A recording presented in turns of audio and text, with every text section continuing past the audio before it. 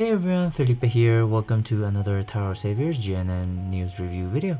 This week we have a new collector's deck, as well as a new guild mission and a new battle pass coming up. So without further ado, let's take a look at this week's GNN news. So, same thing, collector's deck, guild mission, and here we have the guild mission, which is going to be gather around the Dragon Boat Racers. And in this guild event will be centered around the Dragon Boat Festival, and as part of the celebration, there will be a new character. Like usual, guild missions are point based, and the more you contribute, the more rewards you get. And when you get max rewards, you will get the featured card at a skill level max copy. So definitely always worth doing these guild missions. If you don't have a guild yet, I would suggest you get a guild soon so you can participate and get the maximum rewards from it. But the card featured is going to be Racing Beats Guang Yang. He is going to be a Water Machina card, which is interesting. I thought he was going to be a water dragon given the whole like dragon boat, but I guess he does look kind of mecha, so he is a Water Machina card with a CD5 skill. It has the following effect. Explode the first and second columns to generate enchanted runes of the corresponding members' attributes and races. Explode the fifth and sixth columns to generate enchanted runes of the corresponding members' attributes and races. For one round, by exploding 5 or more runestones in the columns below the leader and ally in the first batch. The character's attack increases by 2 times. If all machinas in the team have 100% fuel upon skill activation, the character's damage will be dealt regardless of puzzle shield and defense. I feel like first and second effect could be mixed together. Just say first, second, fifth, and sixth columns to generate enchanted runes, because basically they say the same thing right here. But anyways, CD5 skill is actually pretty fast, and this skill is actually not that bad. I would rank it about above average, because even though it is really fast, its effect is not that strong. It is very useful, but there are many other options that could be potentially useful for your teams rather than having this card in the team. So here's the thing, exploding first, second, fifth, and sixth is going to be good, especially if you're generating columns of your members' attributes and race. And that is very powerful because it gives you more attacking runes for sure.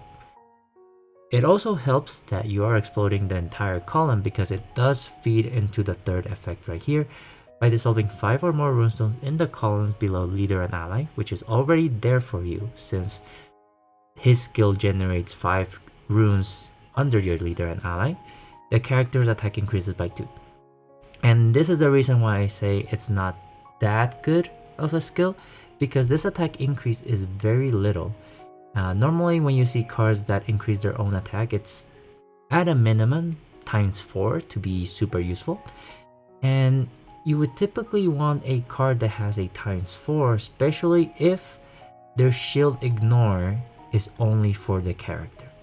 Since the character is the only one that can ignore this type of shield, you want that character to have a high attack or a high multiplier. 8 times 2 is not going to do much against puzzle shield enemies because, let's face it, HP bars nowadays are kind of high. And so 8 times 2, while it is good, it's not gonna give you that oomph to break puzzle shield, especially if you only have 1 attack, or you have 2 or 3 attacks depending on your luck, because of machina dynamics, right? 100% fuel, yada yada yada. Yeah, having just one monster or one card being able to break a shield, you want to make sure that attack counts. So 8 times 2, it's not that great. Might as well bring another card that allows your entire team to break puzzle shield, or just bring something else entirely and have your craft ignore puzzle shield. So yeah, in terms of usefulness, I think it has some use in the fact that it generates attacking runes, and it also breaks puzzle shield, but just barely. But in my opinion, there's other cards that can do its job and even better. if you collect, okay, moving on to the next thing, this is going to be the item collecting part of the guild event. And don't feel pressure to do this because it does require a lot of stamina and a lot of luck. You do get pretty nice rewards, but all in all, if you're free to play, I wouldn't spend diamonds farming for these, just because it's luck based. But yeah, if you collect all your Dragon Boat racers, you do get more points, and you do get nice rewards. And for each item or doll that you get, you also get extra rewards, right? That's how it is. Get your paddle, row the boat. That's kind of cute. And if you're new to guild missions, usually they open 2 different floors, and they're basically the same thing. It's just that the drops that you get are going to be different. So if you do want to get all the items, you do have to participate in both floors. But if not, just focus on one to get your guild score up and get all those rewards. So yeah, that's going to be that for the guild mission. And now we go into the collector's deck, which is going to be a little bit interesting, because if this is your first collector's deck, Madhead typically releases characters that have new synergies, but they bring active skills that are from previous collaboration seals. So active skills that you thought might have been gone forever, Madhead typically brings them back with collector's deck. So let's take a look at what we have. It looks like we have 1, 2, 3, 4, 5, 6, 7 characters of the I Love Summers characters. But yeah, from Monday to July 2nd, there's a new collector's deck. Actually, no, it's just 5 new characters. Wait, I'm guessing this is just one, maybe based on the art that we saw in the beginning. But yeah, we have Cherry, Dorothy, and Cherry. Cherry, Dorothy, and Cherry. Okay. Popping Chorus Air, Red Carpet Debut Reading Co, Unlimited, Mau Mau, and Dazzling Entrance Zoe will be part of the collector's deck. And like I said, they're creating a new archetype, which is going to be the I Love Summers exclusive team skill. If there's 3 or more I Love Summers members, you get a stat bonus of HP, attack, and recovery times 1.5, and skill cooldown -3 after entering this stage. So now let's take a look at what we're dealing with. For the first card, we have Cherry, which is going to be Everlasting Cherry, Dorothy, and Cherry. CD6, following effect. Damage received -95%. Deal a non-attributive attack of 5,000 times the character's attack to all enemies before you attack. The character's attack increases by 5 times, and the character's damage will be dealt regardless of fixed combo shield, and the skill stays in play until receiving damage from an enemy's attack. This is actually pretty good, and this is, I think, well, now I have to look these up. So yeah, I'm gonna I don't know, I'll look these up later, but basically this skill is pretty good. Oh, is this Godzilla? This is Godzilla. Yeah, this is definitely Godzilla's active skill. So this is from Godzilla. You do get a 95% damage reduction, which is very nice. That is going to save you from pretty much any enemy attack except for Phantom and for like very high damage enemies. However, keep in mind this is only for one round, because as soon as you take damage, this effect is gone. But while the effect is up, which means as long as you don't get hit, the character's attack is going to be increased by 5 times. And you also deal damage regardless of fixed combo shield. And so that is going to be absolutely amazing and definitely worth having in your team, especially as a damage booster card. In my opinion, this could be a potentially good option for Napoleon. Actually, not really, because Napoleon can break fixed combo shield anyways, and he also has, I mean, a lot of members in there. But I do think this is a very nice card, and the reason I also think it's very nice is because it has Godzilla's active skill, but it has a different race and a different attribute. So, in my opinion, it's definitely going to be very good to have. even if you have Godzilla, because that means that you have a second Godzilla of a different attribute and a different race. So, my opinion, that is very good. So yeah, next we have Popping Chorus Air, which is going to be the Earth Human card and has 1 out of 2 skills. But yeah, first skill is going to be CD7, and it has got the following effect. CDs of all enemies will be delayed for 1 round. Turn the 8 runes touched into enchanted human earth runes. The character's attack increases by 12 times, and damage will be dealt regardless of duo, trio, quartet, and quintet elemental shield. At the end of the round, the character will enter a fatigue state for 1 round.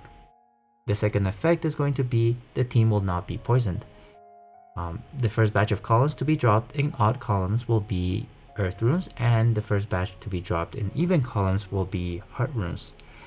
And honestly, the fact that you get 2 active skills is going to be very useful. It is going to be very versatile and definitely worth having in your inventory as well, because it will provide, how do I put it? It will provide flexibility depending on the stage that you're dealing with.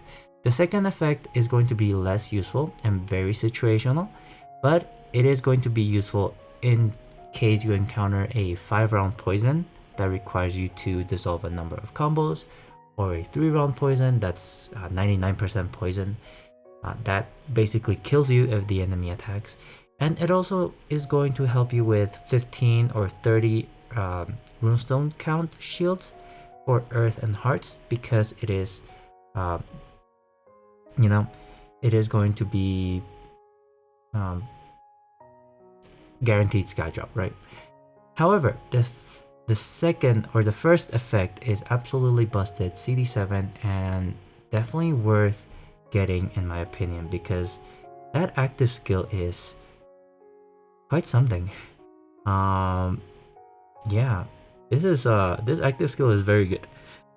Not only do you get a self-attack boost of times 12, you also break duo, trio, quartet, and quintet elemental shield, which is very, very good. And this is where I say it plays into the whole breaking shields in one shot. The character's attack increases by 12, which allows you to break those shields and one-shot the enemy, even if this is the only character that breaks it, right? So that, in my opinion, is very good. And I don't know which card this is. I'm going to go on a limb.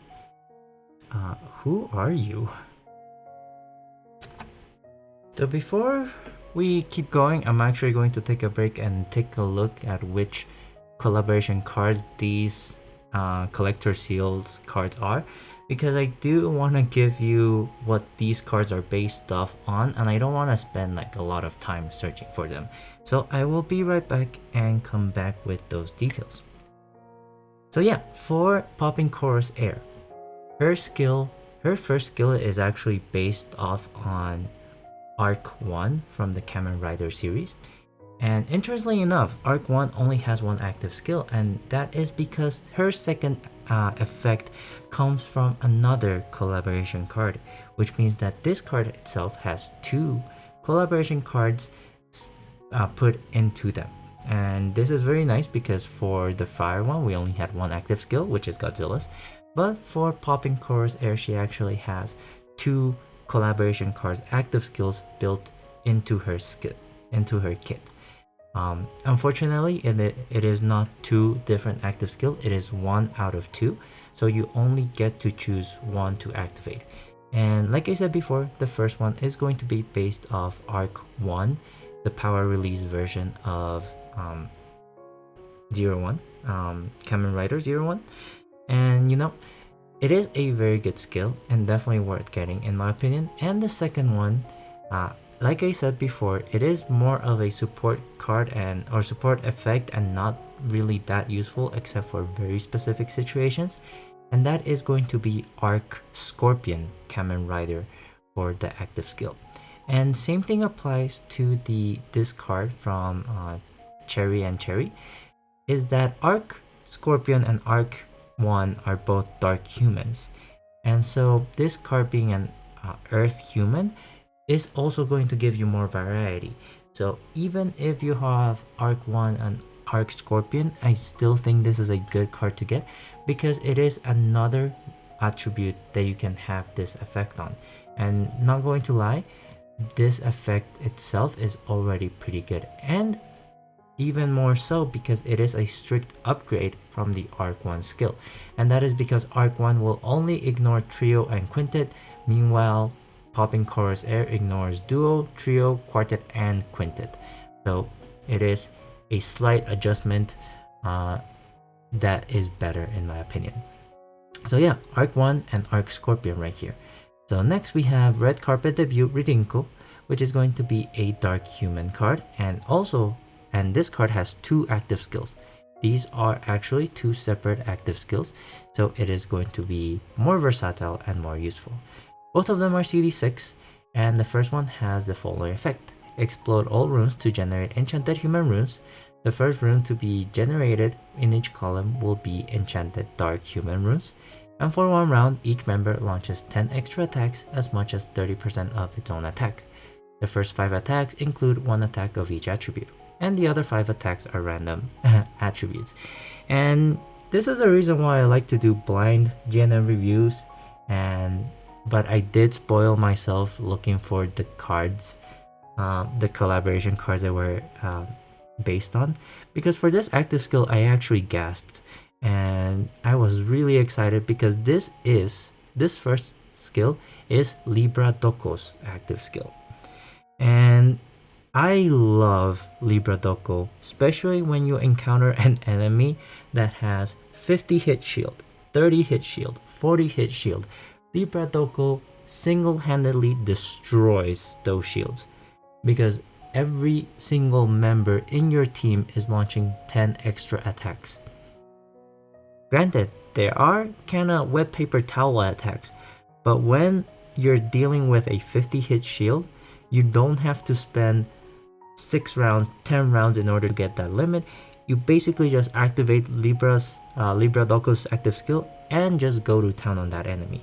And one of the things that is kind of unfortunate is that the Saint Seiya collaboration was so long ago, and he still sees a lot of play because of that active skill. Which means that newer players that did not play during the Saint Seiya collaboration basically don't have a way to access those extra attacks. And personally, he is the single best card in terms of dealing extra attacks, especially for those multi-hit shield enemies. So this card right here, Red Carpet Debut Ridinko, brings that available to people that missed that collaboration. So just this card alone, just this first effect alone, it's really, really good. So yeah, so that is going to be amazing. The only different thing is that she is going to be a dark human instead of a earth human, and drops are dark runes instead of earth runes, but the effect itself is still there, and it is a very, very good support card. Definitely get it. Even if you have Libra Doko, the difference in attribute can also be very useful as well. And not only that, this is a strict upgrade because Libra Doko is 10 earth attacks for every member, and that is good. But this one right here gives you 5 attributive elements for every single member of your team, and that might not seem much, but you can see it even now in the most recent ultimate stage or the previous ultimate stage with Sebastiano. 5 element shields have become more common, and Napoleon has an easy time with it, but other cards that, especially mono attribute teams, really have a hard time with 5 element shields, and this card gives every single member 5 attributive attacks and allows you to break multi-hit shields. So this is a very, very, very good first skill. Not only that, she has a second active skill, and this one's just compared to the first one.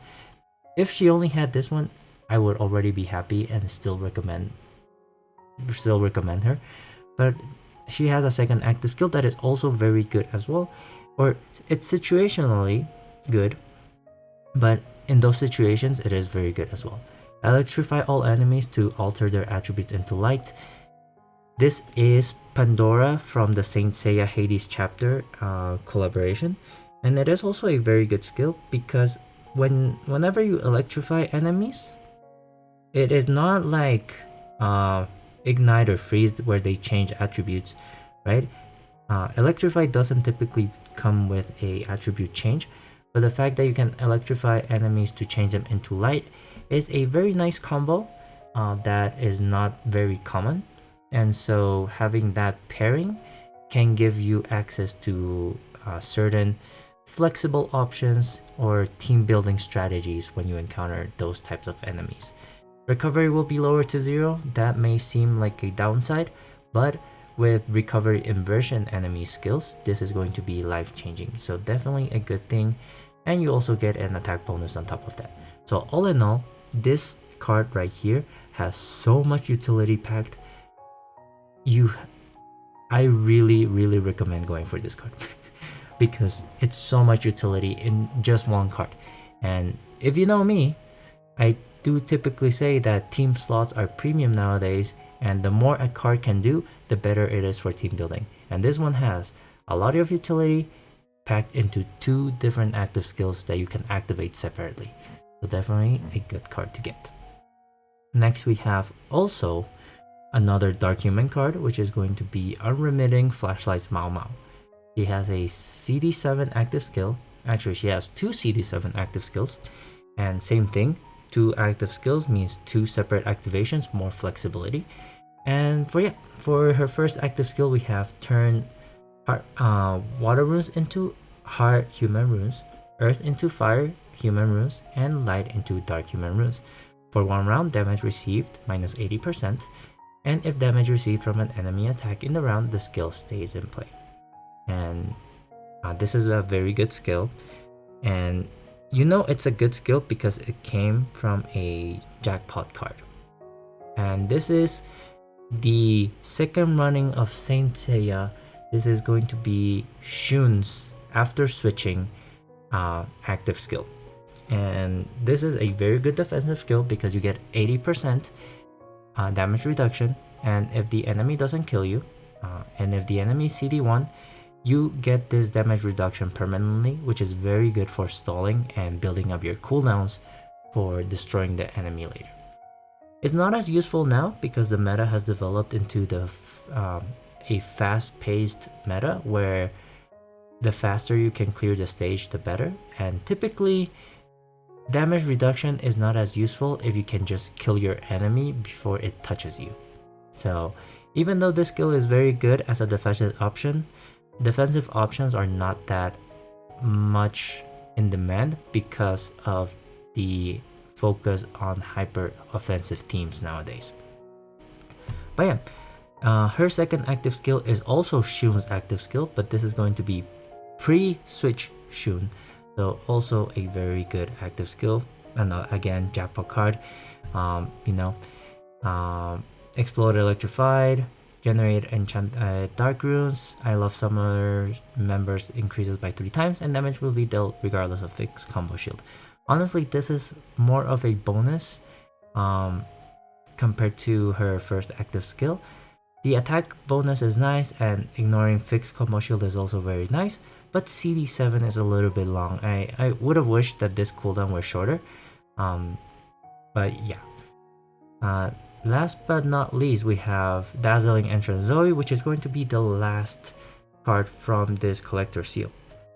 She has a CD7 active skill, and here's the thing. Remove Tornado, turn all runes into enchanted human runes of fixed numbers and fixed positions. For 1 round, the character's attack basic value will be 50,000. If there are 2 or more Love Summer members in the team, the character's damage will be dealt regardless of puzzle shield.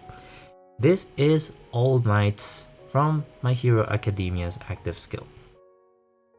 And this skill is a very powerful burst option.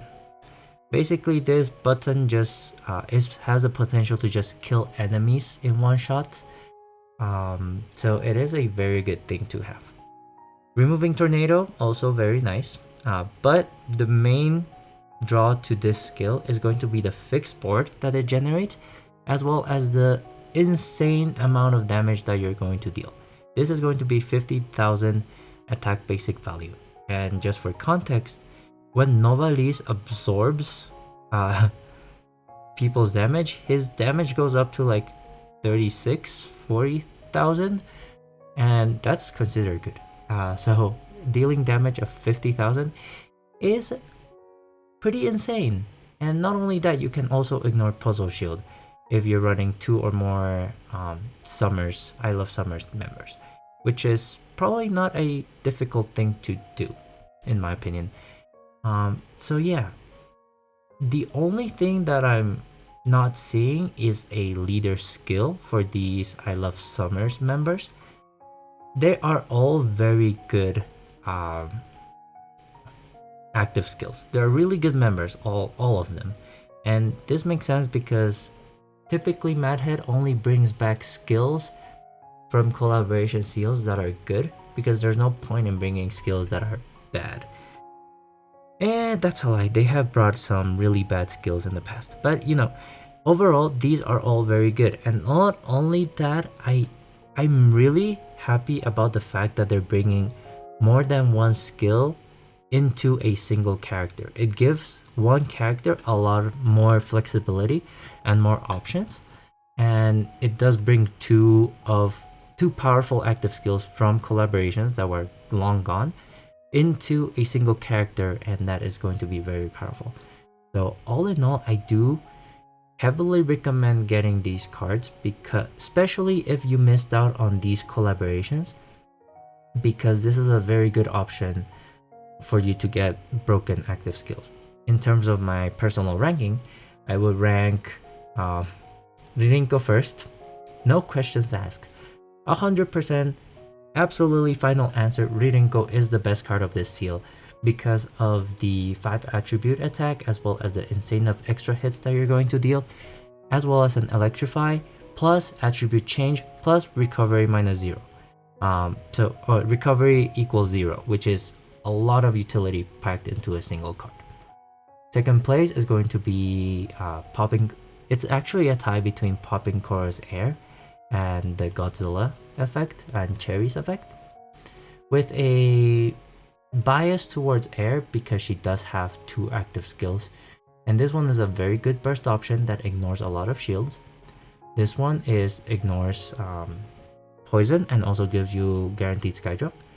And Godzilla gives you a lot of more attack and damage reduction. Third place is going to be Dazzling Entrance Zoe with the Fixed Convert, because Fixed Convert is very useful nowadays with the whole like all runestone shield where you have to dissolve the entire board in order to deal damage. But not only that, you also have a 50,000 attack basic value, which is an amazing burst option that can also break puzzle shields. And remove Tornado, but let's face it, Tornado is not that big of a deal nowadays. And lastly is going to be Mao Mao with Shun's skills, which Shun's skills are by no means bad, it's just that they are very defensive, and the game places more emphasis in hyper-offensive teams nowadays. So yeah, overall, I do think you should get Ririnko, at least. But yeah, let's see. What else are there?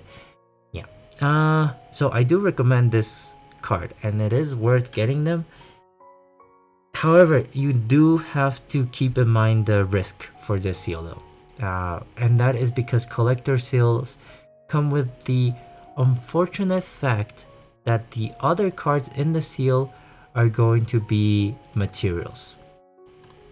Harpy Knight, Neon Crows, and Soul Stones are going to be the draws. And they're not bad materials. They have actually upgraded because these are Harpy Knights, Neon Crows, and Soul Stones, which a single Soul Stone can bring a single card to max level just by itself, which is pretty useful. But is it 5 diamonds worth useful? No, definitely not. So keep in mind that risk, where in the path of getting these 5 characters, you are going to be spending 5 diamonds for potentially a material that you can get for free from an event. So weigh those considerations on your personal case by case basis, because although these cards are good, I don't know if you want to be spending 5 diamonds for just a Harpy Knight, you know? And with the whole like Heijaja Go related stages that we're getting, I wouldn't be surprised if they announce Hikaru no Go after this collector seal. So I would also wait. If you are strapped for diamonds and you don't have the resources for it, I would say wait until they announce the new patch, so you know if you want to pull for this collector seal or not. Because mostly this is a seal for supports and for members, not for leaders. So if you're lacking leaders, save diamonds. If not, this is a good seal. But not only that, a collaboration might be coming out soon, which will also include good members and good leaders. So weigh your diamonds carefully and make a decision based on that information. So yeah, that's that for the I Love Summers. Well, we have some bonding skills. Ooh, character skill -1. That's very nice. That's for Cherry. Okay, not bad. Extra attack, combo count. Skill -1. Yeah, I think the best ones are going to be the skill -1, because you can potentially just spam it and then activate your active skills faster, and that is very good. We have a skill adjustment to TOS Summer, which means that she's going to be added to the... Oh wait, no, she's not added to the I Love Summer series. She has an adjustment to her skill, which is going to be turn all runestones into random enchanted runes. Which, it's not a good skill at all. This is really bad because it's random and you have no control over it. But yeah. Oh, they have an exclusive Dragonware, Mad Head Ribbon. And this is going to be added to the Go training shop, so we can exchange it for our Go points. And we have 1 extra second, 5,000 HP each round of passive healing, and the character's active skill. Upon activating the active skill, you get a 1.5 attack bonus. Actually, not that bad. This is only for yeah, I Love Summers members. So I'd say get one for each. So definitely get it. Okay, then we have a new challenge mission, which is going to be... This looks like a male version of Summer. It's called TOS Winter. His name is Winter. It's the male version of Summer. Anyways, Winter is going to be coming up. He has a team skill with Summer, which makes sense. HP, attack and recovery times 1.5. Although I don't know if you want to run both of them, because Summer skill is kind of trash. So I don't think you want to run Summer in a team whatsoever. So now let's take a look at Winter. He is a CD5 skill, Machina, Water Machina. Turn the first and 6 columns into enchanted water. For 1 round, water members and humans attack times 2. Also kind of a bad skill, to be honest. Get it for your index, and after that I don't think he'll see play. We do have a combined skill though, where they turn all runestones into enchanted runes of fixed numbers and fixed positions. Water members and humans get a 2.5 attack bonus. Damage will be dealt regardless of puzzle shield and equal combo shield. And if an enemy is defeated, explode all runes at the end of the round to generate enchanted water runes. Honestly, this combined skill might actually be very useful, but it means that you're bringing 2 borderline useless characters in your team. So I don't know if it's worth, because this utility you can get from other places as well. But just keep in mind that this combined skill is actually kind of good. But Summer and Winter skills are not good by themselves, And I don't know if you want to give up 2 slots in your team for this combined skill when you can be bringing someone like Ririnko, which by herself brings you so much utility, you know? But yeah, last but not least, we have the new Tower Saviors Battle Pass coming up, with the current one being ending this week. So we have a new character, which is going to be the reskin of Jiang Ziya. He is going to be a water god though, instead of his usual light god status, and has the following skill: CD4, turn dark runes into enchanted, and the column below the character into enchanted heart runes, modify other runes to become protected runes, change the state of gods from fatigue into hyper, and gods enter and stay in a hyper state for 2 rounds. This is unironically the best battle pass card that I've seen so far. He maintains his active skill from his normal Jiang Ziya times, and not only that, it is his enhanced version from his amelioration form. Normally, Jiang Ziya only turns dark runes into enchanted heart runes, but with his amelioration 4, you get the column below him to turn into enchanted heart runes as well. So that is already in one single effect, and already it's really good. You are also generating protected runes, and this is absolutely amazing because one of the biggest weaknesses with runestone removal and a lot of cards in the current meta, like really powerful cards, is that they remove all runestones to generate a fixed board or give you advantage. However, when you encounter enemies that require protected runes, those cards are also removing those protected runes, which means you're not able to deal damage. However, with Jiang Ziya, you can activate that broken meta skill and then activate this guy to generate protected runes, you know? So that's very good. And if that were all, he would still be pretty useful. However, now you also allow your team to change from fatigued into hyper state. Only gods, but changing from fatigue into hyper state is also very powerful. And this is because there's a lot of enemies nowadays that will fatigue all your characters, and you're not going to be able to do anything until that status is removed. But it is also useful if you used up your character rune. You can use that to remove that fatigue state from character rune and bring back your character to attack literally the next round you activate a character rune.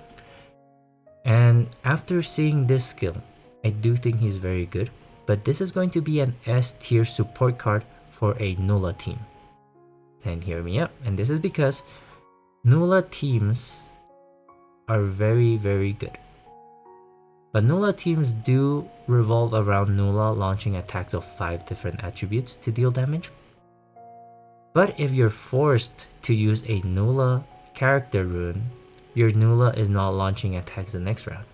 So you are missing on those 5 extra attributive attacks and that extra damage. Not only that, Nulla refreshes her protective shield whenever protected runes are generated. And so, think about this. If you only have 1 dark rune on the board, you are generating 5 enchanted heart runes, and you are generating 25 protected runes, which means that you have a full shield regeneration on Nulla. And what is the cooldown of this skill? This is a cooldown 4 active skill. And that is absolutely amazing.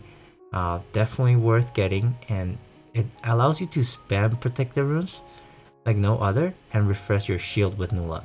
That is an amazing support card, and unironically might be the best battle pass card that I've seen. So as soon as this card comes out, definitely worth getting. And if you're free to play like me in terms of battle pass, harpy him as soon as you get him because it is very worth. But yeah, we do also have a exclusive Dragonware, Apricot Flag, Water Gods only, active skill -1 after entering the stage. Very nice. You know, it's nice, but I don't think it's that good, especially when if you have duplicate copies of Atlantis, the new Dragonware that you can create with Atlantis is basically this but better. So don't pay for the battle pass if you don't need to. But yeah, so that's going to be all for this GNN news. Just to recap, we have a new collector's deck, a new guild mission, and a new battle pass. The guild mission will feature the new Water Machina Duanyang, which is a pretty average card in my opinion. Not super good, but not really bad. It's just average. His active skill is can be potentially useful, but I do believe there's better options there to substitute him. Same thing as guild events, you have the points, you have to get the things, as well as the items that you can get. The meat and potatoes of this GNN is definitely for sure the new collector's deck, which as always will bring back active skills from collaborations that have been held in the past and that are not planning on returning. So this is a very nice way of getting collaboration active skills that you missed out on. For the first one, we have Godzilla active skill. Then we have a mix of Arc 1 and Arc Scorpion active skills. We have a Libra Doko and a Pandora from the Saint Seiya Hades chapter. We have Switch Shun and Pre-Switch Shun, which is a jackpot card. And we have All Might from the My Hero Academia seal. All these cards are very good and definitely worth having in your inventory as members because they are going to be very powerful. However, keep in mind that the risk of this collector seal is that you're going to be spending 5 diamonds, potentially drawing for a material that you can get for free from events. However, I do think these are very good cards. With, something I didn't cover, the team skill is kind of nice, but the way they work, they don't really synergize with each other, but they're going to be very good in teams as members that need them. Again, if you missed my recap, in first place, Ririnko is going to be by far the best card in this seal. Next is going to be Air and Cherry, with third place going to Zoe, and last place going to Mao Mao. Not because she's bad, but because her skill is more on the defensive side, and the current focus of the game is in hyper-offensive teams that can clear the stage with no problems. Last but not least, we have a new battle pass, which is, we have the Dragonware, which is going to be good for all of those I Love Summer series cards. We have Tower of Savior's Winter, which is the male counterpart to Tower of Savior's Summer. His skill is really bad, so don't bother leveling him up, just have him in your inventory. But their combined skill is not bad at all, but I personally will not sacrifice 2 team slots in order to benefit from this. Now, last but not least, we have the new Tower of Savior's Battle Pass, which features Flag of Purification Jiang Ziyang. CD4 is an amazing active skill, and his effect is going to be very powerful. Definitely, in my opinion, one of the best, if not the best battle pass card in the game so far. But it is mostly because he is an S tier support for a Nulla team. In normal scenarios, I don't think you might benefit from him a lot because protected runes are not that useful in certain teams, a lot of teams. And the fatigue and hyperstate is very nice. But other than that, he doesn't do much, But for a Nulla team, he is amazing because he will help you get rid of fatigue states from any use of character runes, as well as regenerate your protective shield on a Nulla team. So definitely worth getting and definitely worth leveling it up as well. So yeah, that's going to be all for this week's GNN news. Please let me know in the comments if I said anything wrong or if I missed out on anything. And as always, stay tuned on my YouTube channel for more Tower of Saviors content. For now, stay safe, stay healthy, and I will see you next time. Bye everyone!